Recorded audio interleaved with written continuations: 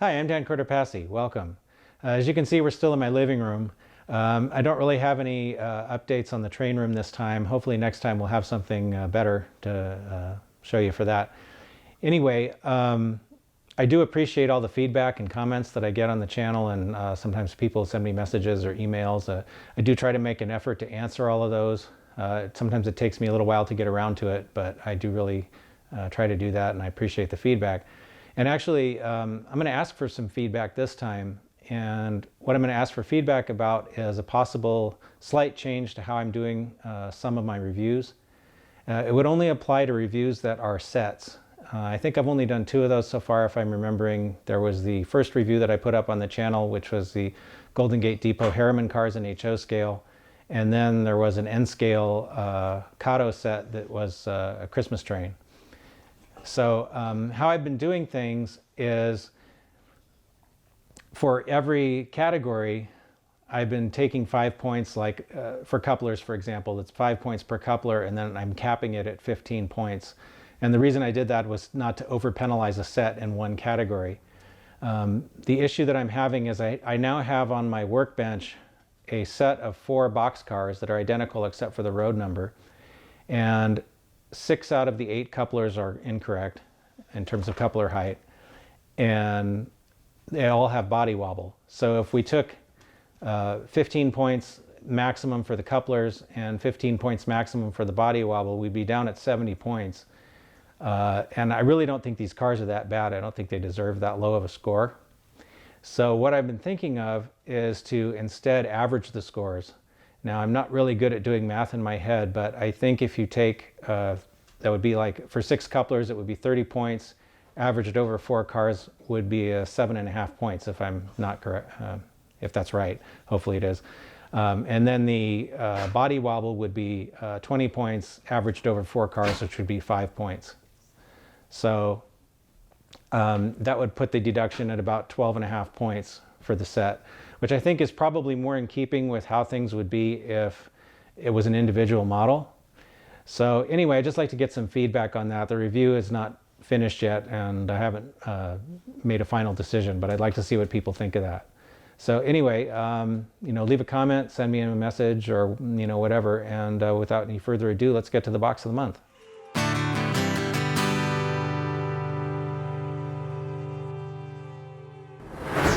Okay, so in case anyone doesn't know, this is Nichole. Hi. And we have another box. So let's get right to it. Yeah. Oh, this is big. Okay. This is not locomotives, at least this top one. This is a set of 2 large boxcars. These are 86-foot high cube boxcars that are used for auto parts service mostly.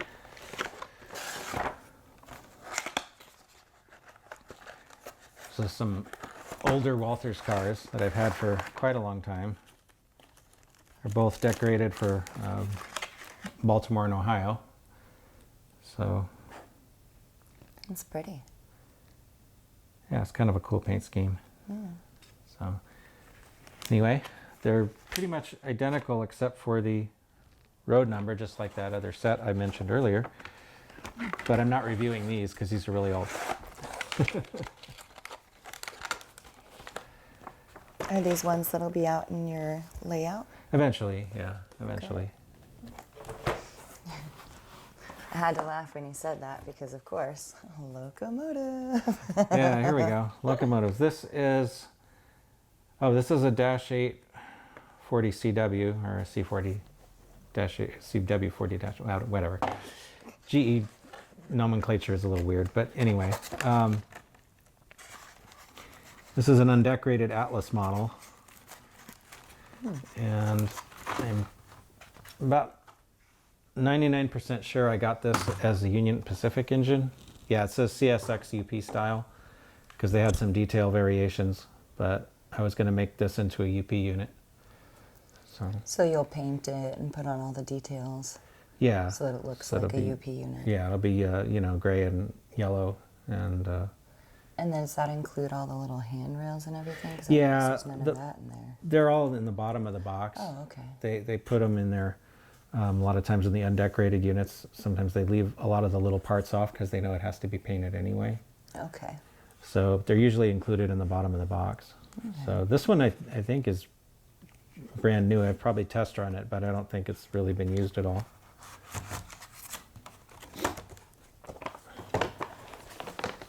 Well, keeping with Atlas. Keeping with Atlas. Yeah. And another undecorated. Oh, but it's got more pieces. Yeah, it's connected. got some handrails and air reservoirs there. This is a GP40. It's got some handrails that are not on it. Did you do that, or did it come like that? I've had this one for so long, I don't remember what the state of assembly was. The fans aren't in it. This is a high hood GP40, which would be good for like Norfolk and Western or something. But I think I had intended to make an SP unit out of it and use a Canon cab and nose and everything on it. Okay. But anyway, it's pretty basic. There's another one. I don't think it's really been used. It's just, and again, I don't know. A lot of these Atlas ones that are undecorated, they come kind of partly disassembled, so I don't know that I've taken it apart or if it was just like that. So Right. I've had a lot of these things for a really long time, so it's hard to remember what they were like when I first got them. Yes. But very soon we will put them all to work. Yes, soon. Soon. Yes. I'm going to pick this one first because this one's actually decorated, Okay. but it's still sticking into the Atlas. Okay, lots of Atlas in this box. Lots of Atlas. Last time it was Athearn. Looks like this time is a lot of Atlas. Okay, this is a C40-8. Already painted? Did it Already come that painted. way? Yes, this one already came this way. I bought this one, I think, used off of eBay. Still needs to have the end handrails put on. It's a Chicago Northwestern, Okay. which I don't have a lot of CNW power, but I wanted a little bit because sometimes they wandered out, further west on some trains. Unlike the tracks that you plan on. Yeah, it wouldn't have Doing in been the train route? would have been totally implausible to see a couple of CNW units out in that direction. So anyway, I like the green and yellow. yeah, it's kind of a neat paint scheme.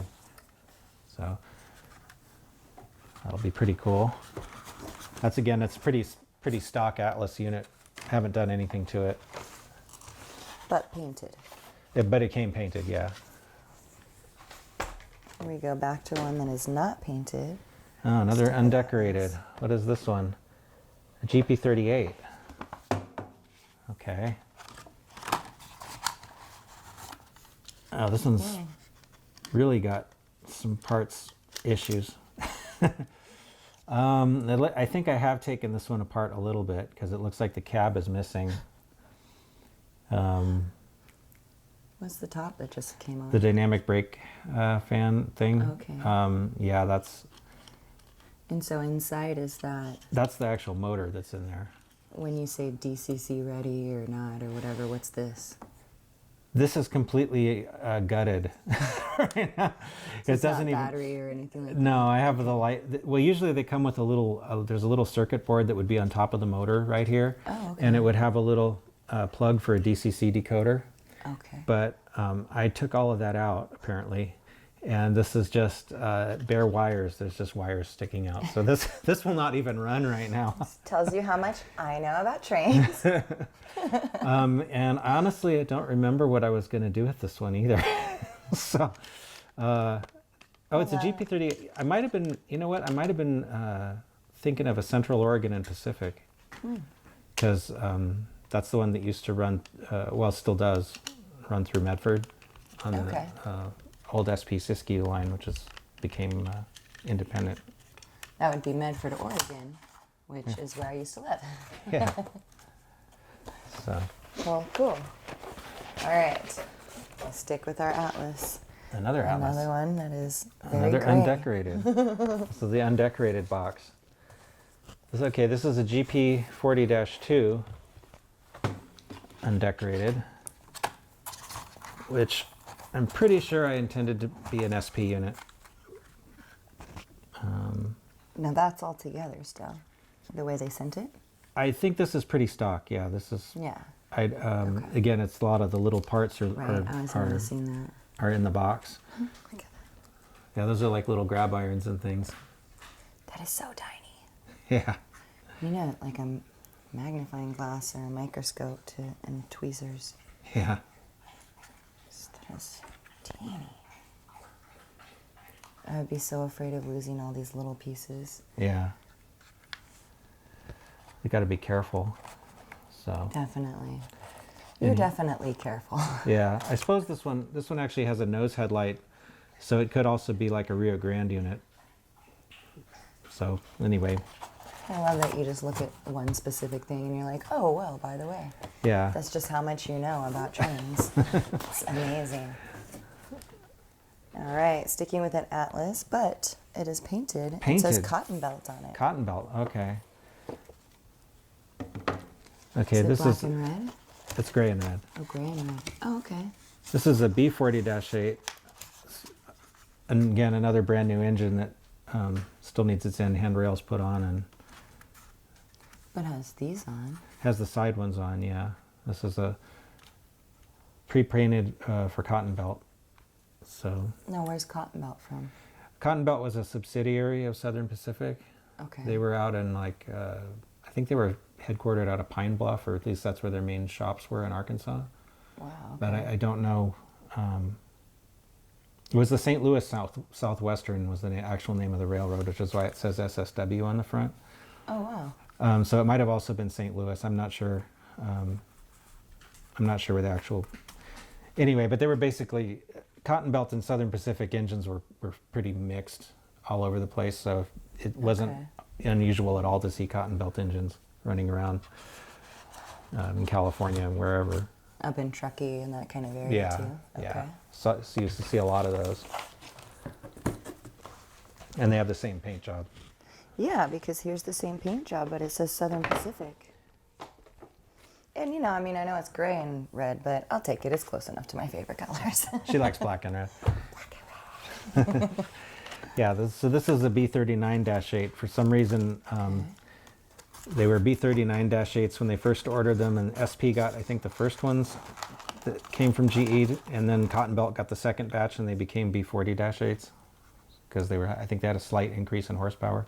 They look pretty much the same, other than they say one says Southern Pacific and the other says Cotton Belt. This one's kind of interesting because it's not numbered; it's just painted.